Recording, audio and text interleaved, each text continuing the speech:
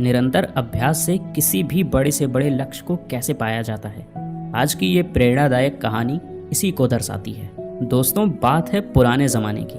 तब ना स्कूल होते थे और ना ही किताबों से भरी अलमारियाँ।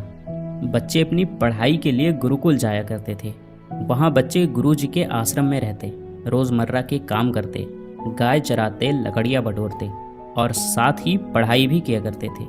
ऐसे ही एक कहानी है वरदराज की। वरदराज भी अपने गांव से गुरुकुल भेजा गया, जैसे बाकी बच्चे जाते थे। वो भी वहां पहुंचकर अपने बाकी साथियों में घुल मिल गया। सब साथ खेलते खाते, आश्रम का काम करते। लेकिन एक ही जगह थी जहां वरदराज अपने दोस्तों से बहुत पीछे था, और वो थी पढ़ाई।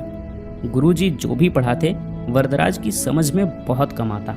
अक्षर, श्लोक, अर्थ सब कुछ उसके लिए उलझे धागों जैसा था। गुरुजी समझाते समझाते थक जाते, मगर वरदराज के सिर पर तो मानो बात ही नहीं चढ़ती। धीरे धीरे उसकी हालत ऐसी हो गई कि आश्रम के बच्चे उसे ताने मारने लगे। कोई उसे मंदबुद्धि कहता, कोई कहता तू तो कभी कुछ नहीं सीख पाएगा। वक्त बीतता गया, साल खत्म हुआ। उसके सारे साथी अगली कक्षा में चले गए, लेकिन वरदराज वहीं का वहीं रह गया, अकेला, उदास और टूटा हुआ। आखिरकार एक दिन गुरु जी ने भी हार मान ली।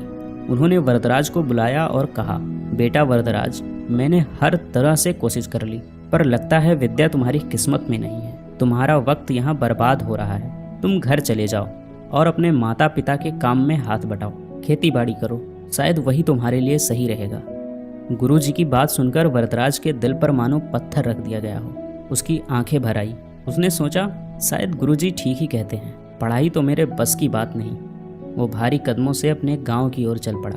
दोपहर का वक्त था, सूरज सिर पर आग बरसा रहा था। वरदराज को बहुत प्यास लगी। वह चारों तरफ देखने लगा, कहीं पानी मिल जाए।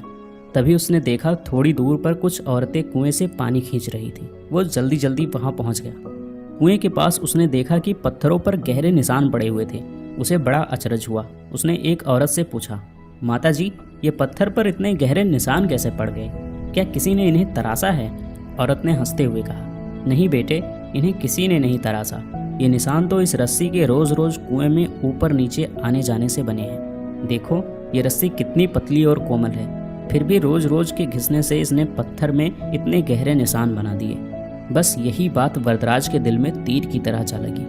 उसने सोचा, जब कोमल सी रस्सी भी रोज रोज कोशिश करके ठोस पत्थर में निशान डाल सकती है, तो क्या मैं रोज रोज अभ्यास करके अपने दिमाग में विद्या नहीं भर सकता?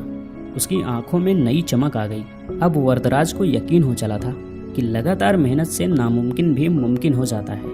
वरदराज ने वहीं कुएं के पास फैसला किया, मैं हार नहीं मानूंगा।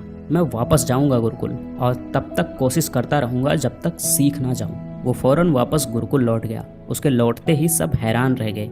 गुरुजी ने पूछा, बेटा वरदराज, तुम फिर क्यों लौट आए? वरदराज ने आत्मविश्वास से कहा, गुरुजी, मैंने रास्ते में एक कुआं देखा। वहाँ रस्सी के रोज रोज घिसने से पत्थर में निशान पड़ गए थे। तो मैंने सोचा कि अगर पत्थर पर निशान पड़ सकते हैं तो लगातार अभ्यास से मेरे दिमाग पर भी विद्या की छाप जरूर पड़ सकती है। गुरुजी, मुझे एक मौका और दीजिए। मैं मेहनत करूंगा, रोज करूंगा और तब तक करूंगा जब तक सीख ना जाऊं। गुरुजी ने उसकी आंखों में एक अलग चमक देखी। उन्होंने कहा, वरदराज, यही तो असली विद्यार्थी की पहचान है, हार ना मानना। चलो फिर से शुरुआत करते हैं। इसके बाद वरदराज ने दिन रात एक कर दिया। सवेरे सबसे पहले उठता, गुरुजी के पास बैठता, सवाल पूछता, रटता, समझता, फिर भी गलती होती फिर पूछता। उसके साथी पहले उसे मंदबुद्धि कहते थे, वही अब उनकी लगन देखकर दंग रह गए। धीरे धीरे वरदराज की पढ़ाई में पकड़ मजबूत होने लगी। उसे श्लोक याद होते चले गए, व्याकरण की गुत्थियां सुलझने लगी। कुछ ही सालों में वरदराज, जो एक वक्त मंदबुद्धि कहलाता था, इतना बड़ा विद्वान बन गया कि उसकी ख्याति दूर दूर तक फैल गई। उसने संस्कृत व्याकरण की महान किताबें लिखी, लघु सिद्धांत कौमुदी, मध्यम सिद्धांत कौमुदी, सार सिद्धांत कौमुदी और गीवाण पद मंजरी। आज भी विद्वान उनके नाम का आदर करते हैं। दोस्तों, वरदराज की कहानी हमें एक बहुत बड़ी बात सिखाती है।